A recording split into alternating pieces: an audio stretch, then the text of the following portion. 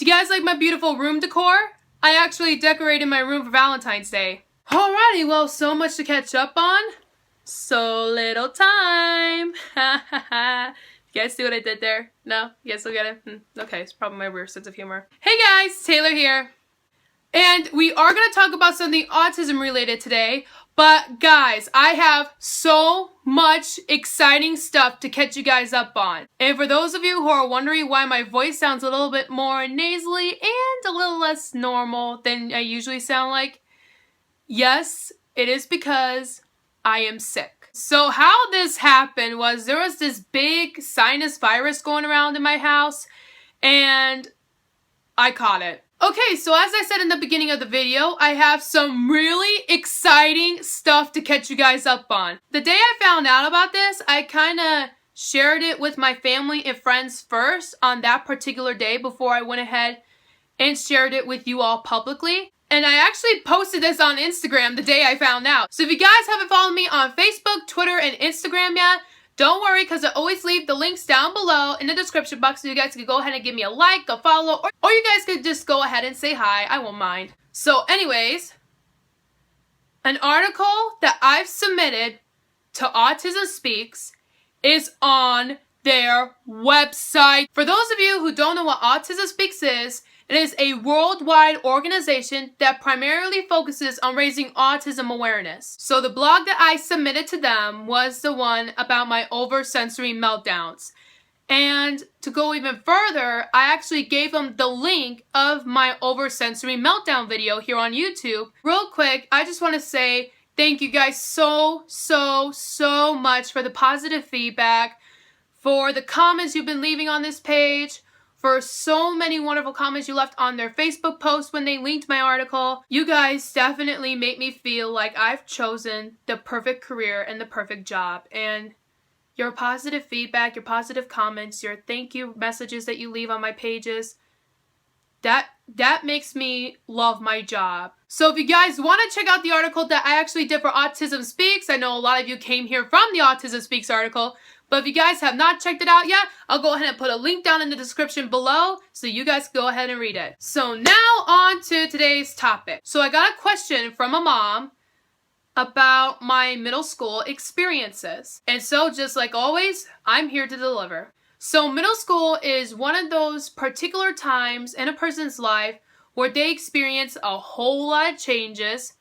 But the change that really did scare me was puberty. I really didn't understand what puberty was.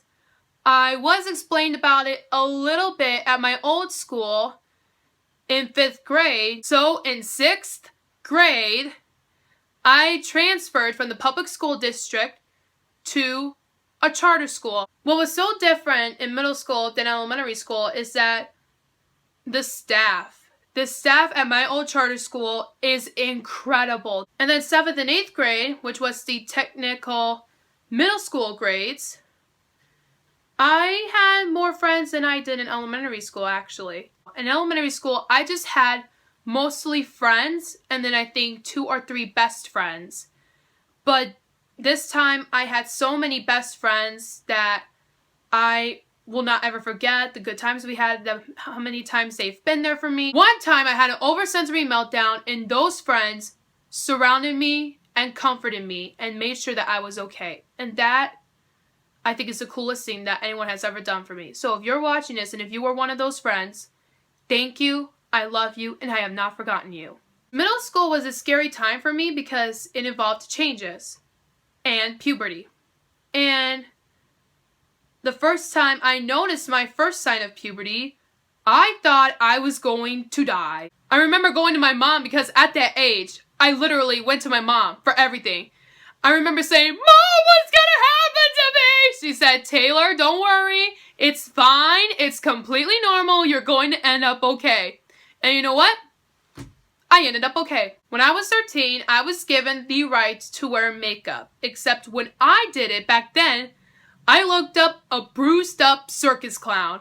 No lie, I actually did. So I had to have a few years of practice before I can actually get to all this. My favorite subject in middle school was science because in 7th grade I had this science teacher who made me love science. I'll never forget his name, Mr. Cox, and he actually helped me with my science fair project when I didn't even know what to do. He's like, you know what, I'll help you.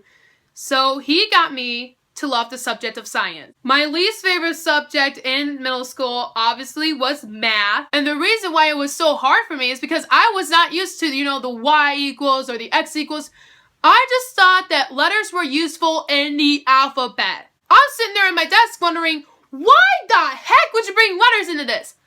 Numbers are math, English are letters, enough said. In middle school, I did have a lot of homework, which is pretty normal for any middle school student. And in middle school, I was also bullied. A lot.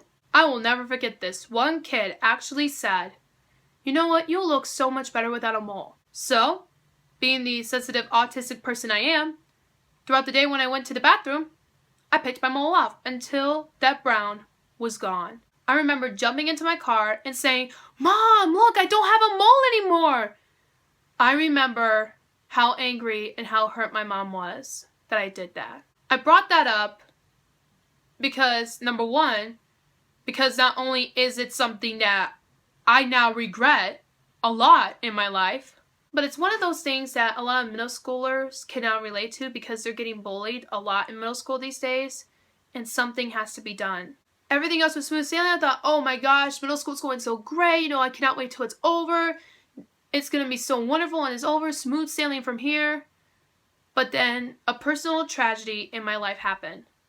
On May 2nd, 2009, about a month before middle school ended, I lost my grandfather. My grandfather passed away. And he was my father's father. He was my best friend. He was one of the people I looked up to as a godly figure, like someone who loves God, someone who follows the word of God. It was a very, very hard thing for me to go through. I ended up missing that next Monday, Tuesday, and Wednesday for the visitation, the funeral, and a day that I could relax for everything, that I could process everything. But that really personal loss near the end of middle school was really hard for me to get over, and I'm sorry. It's almost been 7 years, and I remember begging my mom constantly for me to go see him, and she said, honey, he looks scary. You wouldn't be able to handle it. He has tubes all over his body. He's not looking well. He was in a hospital because he took a fall from work. The things just went downhill from there, and then he died, and a day before his 66th birthday, and it stuck with me the rest of my middle school days. But now that I'm older, I fully understand that now he's in a much better place where he's not hurting, where he's no longer suffering from diabetes, from cancer, It was 2 hours before he died when we found out that he had cancer. It happened right near summer vacation, and I wasn't sure how I was going to be able to cope, how I was going to be able to move on.